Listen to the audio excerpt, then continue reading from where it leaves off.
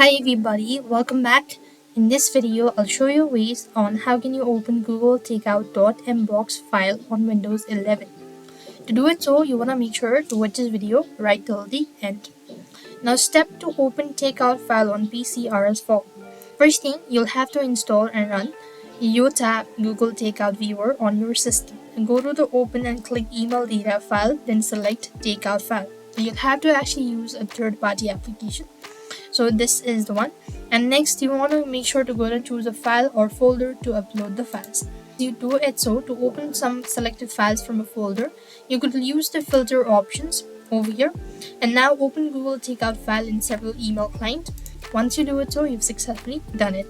So in order to manually set up to open Google Takeout file on your PC, you'll need to download a Takeout file. So to do this, you need to go to your Gmail and visit the Takeout page, then select the service you want to download.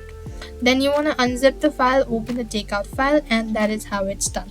So I hope the video was helpful. Make sure to like, share, and subscribe to our channel. Thank you for watching. See you in the next video.